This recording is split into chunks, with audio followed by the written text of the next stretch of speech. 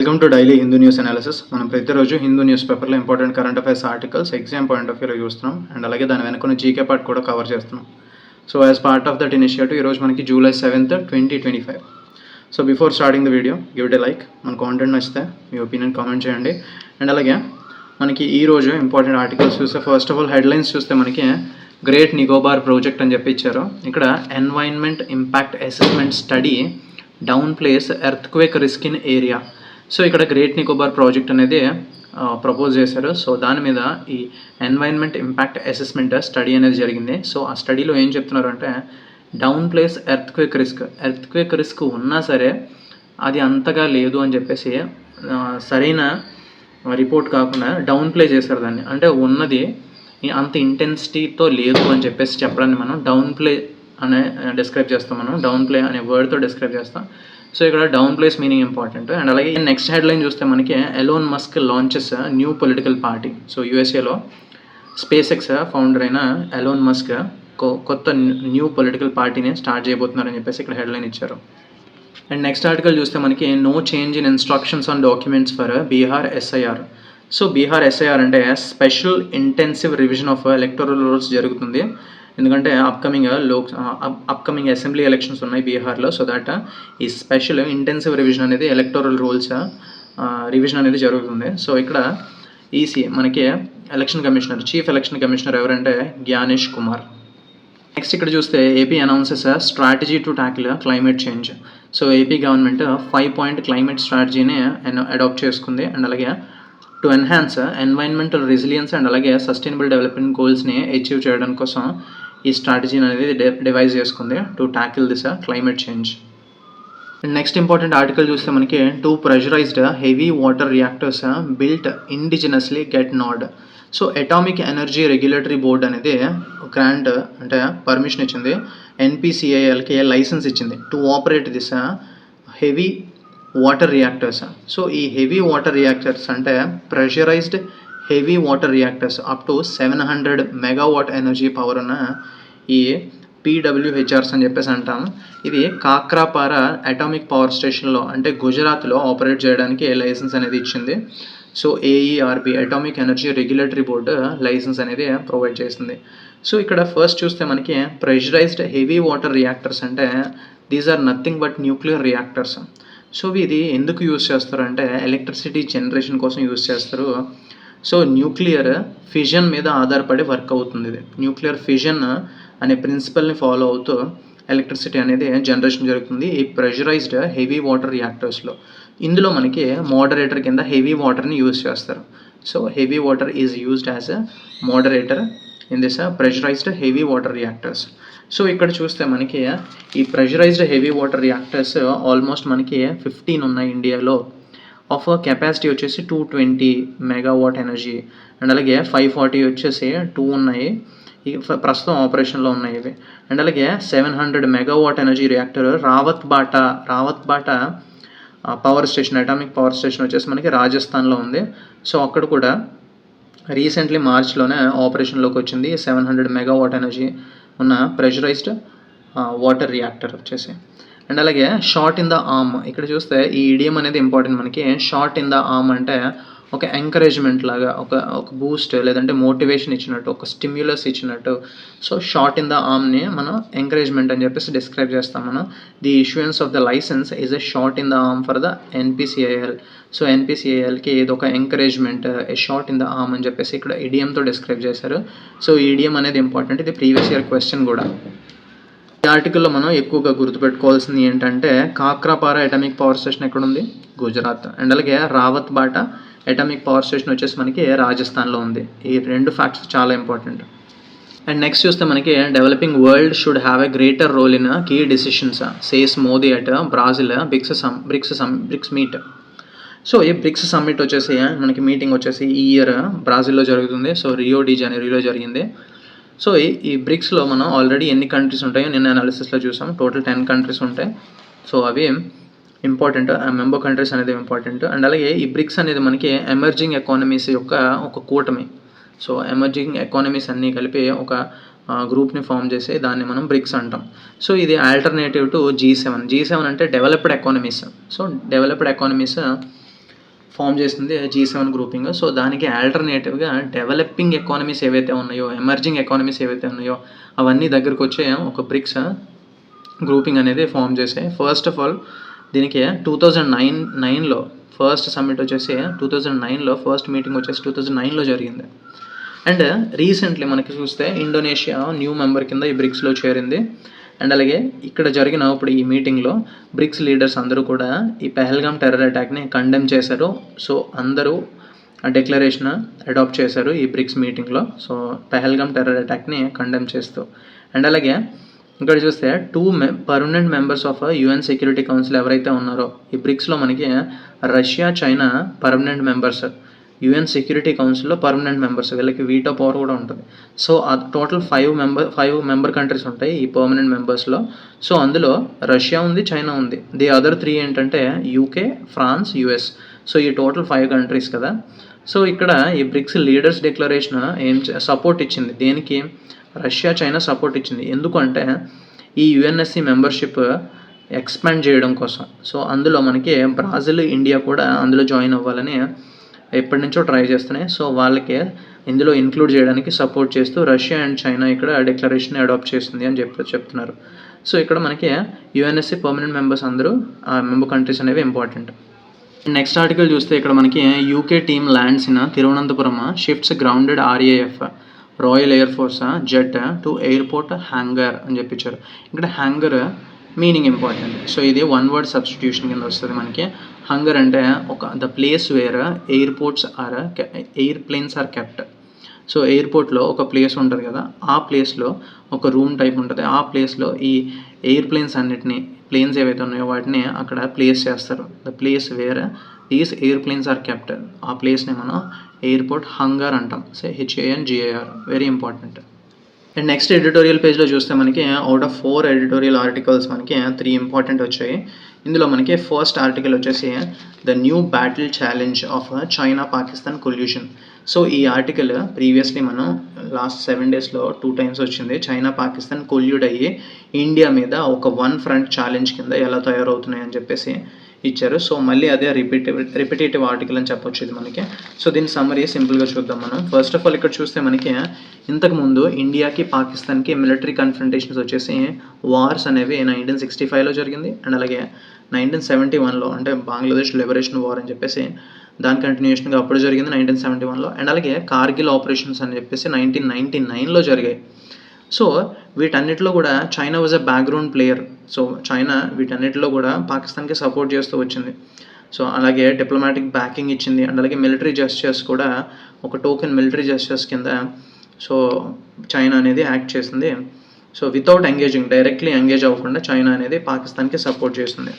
So ఎందుకు అంటే చైనాకి డిఫెన్స్ ఇండస్ట్రియల్ బేస్ అనేది చాలా ఎక్కువగా ఉంది. అండ్ అలాగే ఇంటెలిజెన్స్, సర్వీలెన్స్, రికగ్నైజెన్స్ క్యాపబిలిటీస్ ఎక్కువగా ఉన్నాయి. సో వీటన్నిటిని యూజ్ చేసి పాకిస్తాన్ వార్ని రీఎన్ఫోర్స్ చేస్తూ సో పాకిస్తాన్ని ఒక థ్రెట్ కింద మన ఇండియా మీదకి అది చేస్తుంది, రెడీ చేస్తుంది. So major progression in China sir traditional strategy వచ్చేసి రీసెంట్లీ మనకి పెహల్గామ్ అటాక్ తర్వాత వార్ స్టార్ట్ అయినప్పుడు కూడా సో అప్పుడు కూడా చైనా అనేది పాకిస్తాన్కి సపోర్ట్ చేస్తూ వచ్చింది. అండ్ అది మనకి ఎలా కనిపిస్తుంది అంటే క్లియర్గా సిగ్నల్స్ ఎలా కనిపిస్తుంది అంటే డిప్లొమాటిక్ అరేనాలో మనకి చైనా వచ్చేసి పెహల్గామ్ టెర్రరిస్ట్ అటాక్ని కండెమ్ చేయలేదు. సో అది రిఫ్రైండ్. సో రిఫ్రైండ్ అంటే దూరంగా ఉంది, దాని గురించి డిస్కస్ చేయకుండా. అండ్ అలాగే చైనాస్ మిలిటరీ కొల్యూషన్ క్లియర్గా కనిపించింది మనకి. 2 ఫ్రంట్ వార్ కింద తయారైంది. పాకిస్తాన్ వార్కి చైనా అనేది సపోర్ట్ చేసింది. ఎలా అంటే చైనా దగ్గర నుంచే ఈ J-10C ఫైటర్స్ అని చెప్పేసి armed with visual range missiles PL-15 China అంటే లాట్ ఆఫ్ చైనాకి సంబంధించిన ఈ డిఫెన్స్ సిస్టమ్స్ అన్నీ కూడా ఈ పాకిస్తాన్ వార్ జరిగినప్పుడు క్లియర్గా మనకి కనిపించాయి. అండ్ అలాగే వాళ్ళ డ్రోన్స్ కానీ, cyber operations, net centric warfare elements ఇవన్నీ కూడా. అండ్ అలాగే చైనా నుంచే బిడవ్ శాటిలైట్ నావిగేషన్ సిస్టమ్ కూడా ఒక క్రిటికల్ రోల్ ప్లే చేసింది ఈ వార్లో. సో చైనా ఆ విధంగా అన్నింటిలో కూడా సాయం చేస్తుంది పాకిస్తాన్కి అని చెప్తున్నారు. అండ్ అలాగే this dual front deployment forces India to spread it's resources. So ఈ డ్యూయల్ ఫ్రంట్ అంటే వీళ్ళిద్దరూ కలిసి కొల్యూడ్ అయ్యి ఒక్క ఫ్రంట్గా తయారయ్యి మన మీదకి వస్తుంటే మన రిసోర్సెస్ మీద చాలా వరకు స్ట్రెస్ పడుతుంది. సో ట్రూప్స్ కానీ, ISR అసెట్స్ కానీ, లాజిస్టికల్ చైన్స్ అండ్ అలాగే కన్వెన్షనల్ ప్లాట్ఫామ్స్ సో బోత్ సైడ్స్ని మనం ట్యాకిల్ చేయడానికి వాటిని స్ప్రెడ్ అవుట్ చేయాలి. సో దట్ ఇది మనకి ఒక సబ్ కన్వెన్షనల్ కాన్ఫ్లిక్ట్ కింద తయారైంది. Entering a period. So sub conventional conflict పీరియడ్లోకి మనం ఎంటర్ అవుతున్నాం. అండ్ అలాగే పాకిస్తాన్తో మనం క్లియర్గా చెప్పాం, టెర్రర్ అండ్ టాక్స్ ఒకేసారి జరగవు. మీరు టెర్రరిజంకి దూరంగా ఉంటే అప్పుడు టాక్స్ మేము వస్తాము అని చెప్పేసి ఇండియా పాకిస్తాన్ పాలసీకి క్లియర్గా చెప్పాం మనం. అండ్ అలాగే చైనాతో కూడా స్ట్రాటజిక్ కొల్యూషన్కి మీరు దూరంగా ఉంటేనే మేము బైలేటరల్ ఎంగేజ్మెంట్కి రెడీగా ఉంటామని చెప్పేసి మన స్టాన్స్ అనేది క్లియర్గా ఉండాలి ఈ చైనా విషయంలో అని చెప్పేసి ఇక్కడ ఇచ్చారు. అండ్ అలాగే ఈ బ్యాటిల్ ఫీల్డ్ కొల్యూషన్ అనేది మనకు క్లియర్గా కనిపిస్తుంది. ఇప్పుడు ఇట్స్ ఎ లివ్డ్ ఎక్స్పీరియన్స్ అని చెప్పి ఇక్కడ ఇచ్చారు.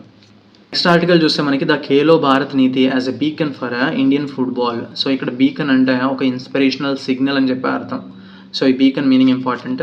సో ఈ ఆర్టికల్ చూస్తే ఫస్ట్ ఆఫ్ ఆల్ ఒక ఇండియా వచ్చేసి మనకి 2036 ఒలింపిక్స్ హోస్ట్ చేయడానికి మన ఇంట్రెస్ట్ చూపిస్తున్నాం. మన ఇండియా అనేది బిడ్ వేసింది. సో అంటే మనం హోస్ట్ చేస్తామని చెప్పేసి మనం కూడా ఛాలెంజ్ చేసాం. సో అండ్ ఇక్కడ చూస్తే రీసెంట్లీ మనకి July 1, 2025 మనకి యూనియన్ క్యాబినెట్ వచ్చేసి ఒక బిల్ని పాస్ చేసింది. The Khelo Bharat Niti 2025 national sports పాలసీని పాస్ చేసింది యూనియన్ క్యాబినెట్. సో ఇది ఒక ట్రాన్స్ఫార్మేషన్ తీసుకొస్తుంది. Role of sports in building a Viksit Bharat. It is a major milestone కింద ఉంటుంది ఈ నేషనల్ స్పోర్ట్స్ పాలసీ అనేది చెప్తున్నారు. సో ఇక్కడ మనకి చూస్తే మన్సుఖ్ మండవియా మనకి minister of youth affairs and sports. Mansukh Mandaviya ఈయన ఫుట్బాల్ పర్స్పెక్టివ్లో చాలా వరకు చేంజెస్ తీసుకొచ్చారని చెప్పించారు అక్కడ.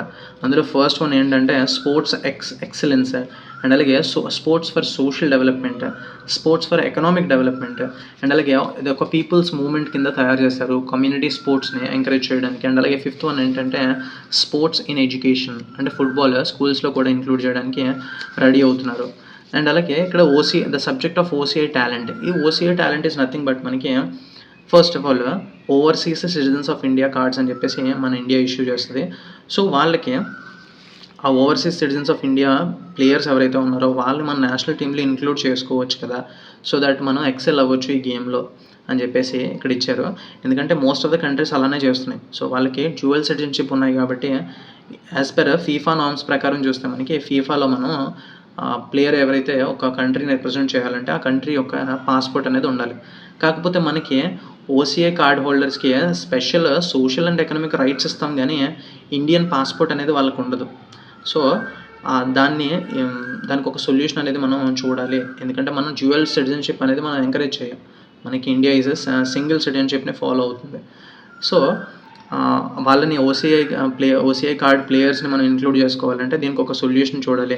ఇండియన్ డయాస్పోరాలో ఉన్న పీపుల్ని ఇంటిగ్రేట్ చేసుకుంటే మన నేషనల్ టీమ్కి, so that we can progress much ahead అని చెప్పేసి ఇక్కడ ఇచ్చారు. అండ్ అలాగే స్కూల్ లెవెల్స్లో కూడా ఈ ఫుట్బాల్ని టాలెంటెడ్ ఇండివిజువల్స్ని ఒక 8 years ఏజ్ వచ్చినప్పటి నుంచి కూడా మనం ఎంకరేజ్ చేయడానికి అండ్ అలాగే నెక్స్ట్ కాంపిటీషన్స్కి ఇంట్రడ్యూస్ చేస్తూ హై పెర్ఫార్మెన్స్ ట్రైనింగ్ అది ఇస్తే యూత్ అనేది ప్రొఫెషనల్ లెవెల్కి ట్రాన్స్ఫర్మేషన్ అవుతారు. ట్రాన్సిషన్ అనేది జరుగుతుంది ఈజీగా. So with the help of this ministry of education, so ఈ నేషనల్ ఎడ్యుకేషన్ పాలసీతో పాటు ఈ నేషనల్ స్పోర్ట్స్ పాలసీని అలైన్ చేస్తూ సో ఒక న్యూ ఎరాని క్రియేట్ చేస్తున్నారు. ఇన్క్లూజివిటీ ఆఫ్ ఇండియన్ స్పోర్ట్స్ని ప్రమోట్ చేస్తున్నారు అని చెప్పేసి ఇక్కడ ఇచ్చారు. అండ్ ఇక్కడ చూస్తే ఓసిఫెరస్ మీనింగ్ ఇంపార్టెంట్. ఓసిఫెరస్ అంటే ఒక లౌడ్ అండ్ వెహమెంట్ అని అర్థం, అంటే గట్టి డిమాండ్ అని అర్థం. ఇక్కడ చూస్తే there has been a vociferous demand, అంటే చాలా గట్టిగా డిమాండ్ అనేది ఉంది బయట నుంచి అని చెప్పేసి ఇక్కడ మీనింగ్ వస్తుంది. So vociferous meaning important. And next చూస్తే ఇక్కడ మనకి కామన్ గోల్స్ అని చెప్పేసి ఈ ఆర్టికల్ వచ్చింది. ఇది కూడా ఎడిటోరియల్ ఆర్టికలే. ఇక్కడ చూస్తే ఫస్ట్ ఆఫ్ ఆల్ మనకి బ్రాజిల్ అటెండ్ అయ్యారు. బ్రాజిల్లో జరుగుతున్న బ్రిక్స్ సమ్మిట్కి ప్రైమ్ మినిస్టర్ మోదీ అటెండ్ అయ్యారు కదా. So back to back bilateral visits తర్వాత అటెండ్ అయ్యారు. అవి ఏంటంటే ఫస్ట్ ఘనా కంట్రీ వెళ్ళారు, అండ్ అలాగే ట్రినిడాడ్ అండ్ టొబాగో వెళ్ళారు, అండ్ అలాగే అర్జెంటీనా. సో ఈ అన్ని కంట్రీస్తో ఫార్మాస్యూటికల్స్ సెక్టర్లోని, డిజిటల్ టెక్నాలజీలోని, ఫుడ్ సెక్యూరిటీలోని, క్రిటికల్ మినరల్స్ రిలేటెడ్ ఇలాంటి థీమ్స్ మీద ఒక MOUs అనేది చాలా వరకు బయోలెటరల్ డిస్కషన్స్ అనేవి చేశారు. అండ్ అలాగే ఈ ఘనా అనేది వ్యాక్సిన్ హబ్ వెస్ట్ ఆఫ్రికాలో తయారవబోతుంది. So that lot of major MOUs అనేవి సైన్ చేశారు. అండ్ అలాగే generic medicines related Trinidad and టొబాకోతో సైన్ చేశారు. అండ్ అలాగే అర్జెంటీనా చూస్తే మనకి వాళ్ళకున్న vast reserves of shale gas and oil related, and అలాగే మన ఇండియన్ ఫార్మసీని కూడా అక్కడ ప్రమోట్ చేయడానికి లాట్ ఆఫ్ MOUs చేసుకున్నారు అండ్ ఎంగేజ్మెంట్ అనేది జరిగింది. అండ్ దెన్ ఇప్పుడు మనకి బ్రాజిల్ తర్వాత నమీబియా వెళ్ళబోతున్నారు. సో ఇవన్నీ చూస్తూ ఉంటే మనకి గ్లోబల్ సౌత్లో ఉన్న కంట్రీస్ని మనం ఎంగేజ్ చేసుకుంటూ పోతున్నాము, మనం ఒక రైట్ డైరెక్షన్లో వెళ్తున్నామని చెప్పేసి ఇక్కడ ఇచ్చారు. అండ్ అలాగే మన low cost solutions to global challenges ఏదైతే ఉందో, so India led, so India start చేసింది ఇది. ఇంటర్నేషనల్ ఆర్గనైజేషన్స్ ఏవైతే స్టార్ట్ చేసిందో మనం నిన్న చూసాం, CDRI అని చెప్పి చూసాం. అండ్ అలాగే గ్లోబల్ బయోఫ్యూయల్ అలయన్స్ కూడా, ఎందుకంటే ఇండియా స్టార్ట్ చేసింది ఇది. సో అందులో వీళ్ళ మెంబర్షిప్ అనేది వీళ్ళు జాయిన్ అవుతామని చెప్పేసి వాళ్ళు ఒక విల్లింగ్నెస్ అనేది చూపించారు. అండ్ అలాగే ఈ ఇండియా లెడ్ ఫోరం ఏంటంటే coalition for disaster resilient infrastructure. So దీన్ని మనం CDRI అంటాం. అండ్ అలాగే సో దట్ ఇవన్నీ చూస్తూ ఉంటే సౌత్ కోఆపరేషన్ ఎక్కువగా ఉంది. అండ్ అలాగే ఇంట్రెస్ట్ ఆఫ్ గ్లోబల్ సౌత్ ఇంట్రెస్ట్లని మన ఇండియా కాపాడుతుంది. సో దీన్ని we have to look beyond this present global order ఏదైతే ఉందో దాన్ని బియాండ్ దిస్ చూడాలి. అండ్ అలాగే more equal and representative and sensitive to the needs of developing and under developed nations. So వాళ్ళకి equal and representative voice అనేది ఉండాలి every global ఫోరంలో కూడా. So చూస్తే మనకి minorities panel without chairperson since April. So April నుంచి కూడా ఈ national commission for minorities అని చెప్పేసి ఒక బాడీ ఉంటుంది మనకి. సో ఇది looks after this minority religious welfare look after చేస్తుంది ఈ కమిషన్ అనేది. సో ఈ నేషనల్ కమిషన్ ఫర్ మైనారిటీస్ అనేది under ministry of minority affairs పనిచేస్తుంది. So it has quasi judicial powers ఉంటాయి దీనికి. అండ్ అలాగే 7 మెంబర్స్ ఉంటారు. So including chairperson and vice చైర్పర్సన్తో కలిపి 7 మెంబర్స్ ఉంటారు టోటల్గా. So according to the act, national commission of minorities act 1992 ఏది మ్యాండేట్ చేస్తుంది అంటే appointment of 1 member from each of the 6 minority communities మనకి 6 ఉన్నాయి ఇండియాలో. సో అవి ఏంటంటే ముస్లిమ్స్, క్రిస్టియానిటీ, అండ్ అలాగే Sikhism and Buddhist, Parsi, Jain. So ఈ టోటల్ 6 మైనారిటీ కమ్యూనిటీస్ని ఒక్కొక్క మెంబర్ని అపాయింట్మెంట్ చేయాలి ఈ national commission of minorities act ప్రకారం. అండ్ అలాగే సో ఇది మన మైనారిటీస్కి రియల్గా మనం ఒక వెల్ఫేర్ అనేది క్రియేట్ చేయాలంటే సో అట్లీస్ట్ ఆ బాడీని రన్ చేస్తూ ఉండాలి. సో చైర్పర్సన్ లేకుండా ఏప్రిల్ నుంచి ఉన్నారు, దానికి అపాయింట్ చేయాలని చెప్పేసి ఈ ఆర్టికల్ ఇచ్చారు. ఇక్కడ చూస్తే మనకి investors avoid India due to crony capitalism అని ఇచ్చారు కదా. ఇక్కడ క్రానీ క్యాపిటలిజం అంటే నథింగ్ బట్ బిజినెసెస్ ఏవైతే ఉంటాయో అవి మార్కెట్లో థ్రైవ్ అవ్వాలంటే సో వాళ్ళకి ఫ్రీ రెగ్యులేషన్ అండ్ అలాగే ఫ్రీ లైసెన్సెస్ కానీ ఇట్లాంటివి కాకుండా అవి థ్రైవ్ అవ్వాలంటే, ఆ బిజినెసెస్ గ్రో అవ్వాలంటే ఏవైతే ఫ్రెండ్షిప్ మీద, పొలిటికల్ ఎఫిలియేషన్స్ మీద, పొలిటికల్ పీపుల్ కానీ బ్యూరోక్రసీలో హైరార్కీ పీపుల్ కానీ వాళ్ళకి కనెక్షన్స్ ఉంటే సో వాళ్ళు మనకి ఫేవర్ చేసి మన బిజినెసెస్ పెరిగితే దాన్నే మనం క్రానీ క్యాపిటలిజం అంటాం. సో ఇన్వెస్టర్స్ ఇండియాని అవాయిడ్ చేస్తున్నారు due to this crony capitalism. Meaning important మనకి. అండ్ నెక్స్ట్ ఆర్టికల్ చూస్తే మనకి cooperatives must be India's economic backbone అని చెప్పించారు. సో రీసెంట్లీ 4th ఫౌండేషన్ డే సందర్భంగా సో మినిస్ట్రీ ఆఫ్ కోఆపరేషన్ వచ్చేసి మనకి 5-point రోడ్ మ్యాప్ అనేది గ్రోత్కి 5-point రోడ్ మ్యాప్ అనేది అన్వీల్ చేసింది. ఎక్కడ అంటే గుజరాత్లో. ఎందుకంటే ఇక్కడే మనకి ఈ నేషనల్ కోఆపరేషన్ యూనివర్సిటీ అనేది స్టార్ట్ చేయబోతున్నారు. అండ్ ఈ గుజరాత్ సీఎం వచ్చేసి మనకి Bhupendra Patel. And union cooperation ministry యొక్క మినిస్టర్ ఎవరంటే అమిత్ షా, మన హోమ్ మినిస్టర్ అమిత్ షా గారే. అండ్ అలాగే ఈ ఫస్ట్ ఏంటంటే పీపుల్ మీనింగ్ ఎవ్రీ ఇనిషియేటివ్కి బెనిఫిట్ అవ్వాలి ఆర్డినరీ ఇండియన్స్కి, అది ఫస్ట్ ప్రిన్సిపల్. అండ్ అలాగే సెకండ్ వన్ చూస్తే PSCS అంటే ప్రైమరీ అగ్రికల్చర్ క్రెడిట్ సొసైటీస్ లేదంటే కోఆపరేటివ్ సొసైటీస్ అని చెప్పేసి మనం అంటాం దీన్ని. అండ్ అలాగే థర్డ్ వన్ వచ్చేసి డిజిటల్ ఇన్ఫ్రాస్ట్రక్చర్ని ఇంక్లూడ్ చేయాలి. అండ్ అలాగే 4th వన్ పాలసీ రిఫార్మ్స్ తీసుకురావాలి.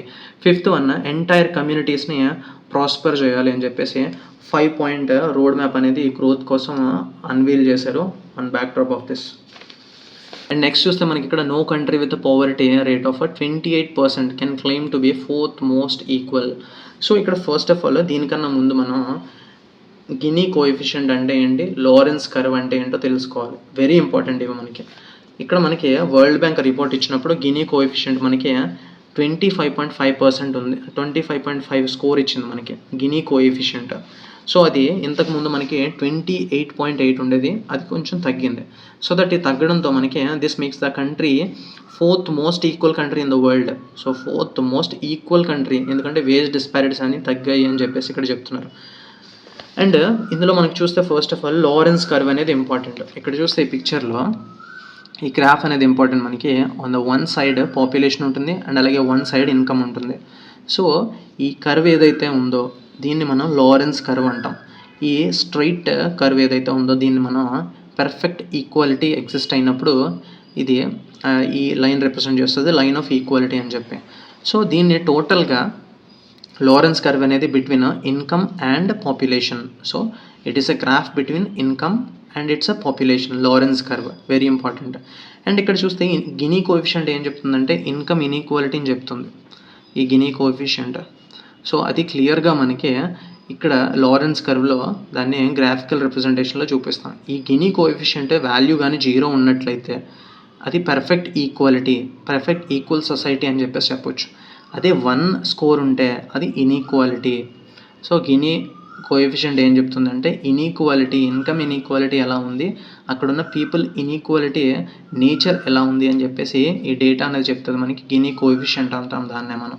అండ్ ఇక్కడ మనకి Gini coefficient of income inequality and అలాగే Lorenz curve between income and its population, very important. And ఇక్కడ చూస్తే మనకి Jammu Kashmir lieutenant governor Manoj Sinha. And ఇక్కడ చూస్తే నాన్ కన్వర్టబుల్ డిబెంచర్స్ అని చెప్పేసి ఎకనామిక్ టర్మ్ వచ్చింది. సో ఇది మనం ప్రీవియస్లీ ఒక 4 or 5 టైమ్స్ చూసాం. ఈ నాన్ కన్వర్టబుల్ డిబెంచర్స్ అంటే ఏంటో కామెంట్ సెక్షన్లో కమెంట్ చేయండి. అండ్ ఇక్కడ చూస్తే Assam government undermining autonomy of tribal councils అని చెప్పి ఇచ్చారు. సో ఇక్కడ ట్రైబల్ కౌన్సిల్స్ అంటే ఏంటో మనం తెలుసుకోవాలి ఫస్ట్. ఈ tribal councils is nothing but under 6th షెడ్యూల్లో ఉంటుంది కాన్స్టిట్యూషన్లో. ఈ ట్రైబల్ కౌన్సిల్స్కి ఆటానమీ అనేది ఇచ్చింది under this 6th schedule. First of all 6th షెడ్యూల్లో ఉన్న స్టేట్స్ ఏంటో చూద్దాం మనం. First Assam and Meghalaya, Tripura and Mizoram. So ఇక్కడున్న ట్రైబల్ కమ్యూనిటీస్కి వారంతట వాళ్ళు ఇండిపెండెంట్గా ఒక కౌన్సిల్స్ని ఫామ్ చేసుకొని సో వాళ్ళు కొన్ని పవర్స్ ఇస్తారు వాళ్ళకి according to this constitution. So వాళ్ళు రూల్ చేసుకోవడానికి ఆటానమస్ ట్రైబల్ కౌన్సిల్స్ అని చెప్పేసి ఎస్టాబ్లిష్ చేయబడతాయి under this article 242 sub class 2 ప్రకారం. సో అవి ఏంటంటే స్పెసిఫిక్గా గవర్నర్కి దీని మీద రైట్స్ ఉంటాయి అండ్ వాళ్ళు ట్యాక్సెస్ విధించుకోవచ్చు ల్యాండ్ రెవెన్యూ మీద కానీ, ల్యాండ్స్ మీద కానీ, అండ్ అలాగే అక్కడున్న ఫారెస్ట్ ఏరియా మీద కానీ, అండ్ అలాగే క్రిటికల్ మినరల్స్ ఏవైనా ఆ ఫారెస్ట్ ఏరియాలో ఉంటే వీళ్ళ పర్మిషన్ డెఫినెట్లీ తీసుకోవాలి, ఈ ట్రైబల్ కౌన్సిల్స్ పర్మిషన్ తీసుకోవాలి. సో దీన్ని ఆటానమీ అనేది గవర్నమెంట్ కంట్రోల్ చేస్తుంది, అండర్మైన్ చేస్తుంది, వాళ్ళకి సరైన ఆటానమీ లేదు అని చెప్పేసి ఇక్కడ అక్యూజ్ చేస్తుంది కాంగ్రెస్ గవర్నమెంట్. సో ఇక్కడ చూస్తే అస్సాం సీఎం హిమంత బిశ్వ శర్మ. నెక్స్ట్ చూస్తే మనకి స్పోర్ట్స్ పేజ్లో Akash career best helps India break Edgbaston jinx అని చెప్పించారు. సో ఇక్కడ ఆకాష్ బౌలింగ్ అనేది కెరియర్ బెస్ట్, ఆయన కెరియర్లోనే ఒక బెస్ట్ బౌలింగ్ ఫిగర్స్ అనేది రిజిస్టర్ చేశారు. సో దట్ అది హెల్ప్ అయింది India to break Edgbaston jinx అని చెప్పించారు. సో ఈ ఎడ్జ్ బాస్టన్ జింక్స్ అంటే మనం ఏంటంటామంటే the thing which brings us bad luck. So దాన్ని మనం డిస్క్రైబ్ చేస్తాం, జింక్స్ అనే పేరుతో డిస్క్రైబ్ చేస్తాం, బ్యాడ్ లక్ అని చెప్తాం.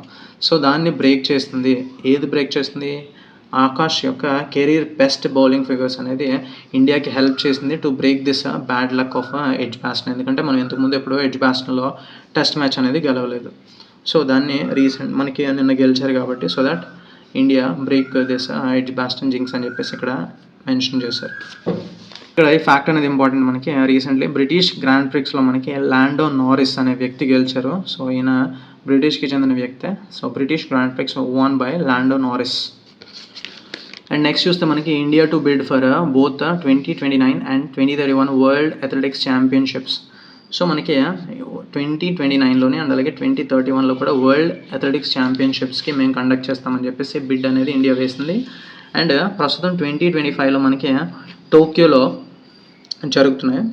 జరగబోతున్నాయి ఈ వరల్డ్ అథ్లెటిక్స్ ఛాంపియన్షిప్స్. 2027లో బీజింగ్లో జరగబోతున్నాయి.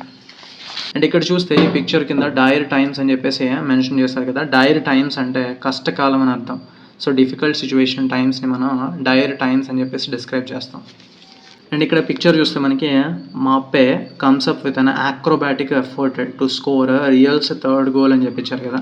ఇక్కడ ఆక్రోబాటిక్ ఎఫర్ట్ అంటే పిక్చర్లో చూపిస్తున్నట్టుగా ఇది ఒక జిమ్నాస్టిక్ ఎఫర్ట్ అని చెప్పేసి అంటాం మనం. ఆక్రోబాటిక్ అంటే జిమ్నాస్టిక్ అని అర్థం వస్తుంది. సో దీని మీనింగ్ ఇంపార్టెంట్ మనకి. సో ఓవరాల్గా ఈరోజు ఎగ్జామ్ పాయింట్ ఆఫ్ వ్యూలో ఇంపార్టెంట్ ఆర్టికల్స్ అన్నీ కవర్ చేస్తాం. అండ్ అలాగే దాని రిలేటెడ్ మీనింగ్స్ కానీ 1 word సబ్స్టిట్యూషన్స్ ఇలాంటివి వచ్చినా కూడా కవర్ చేస్తున్నాం.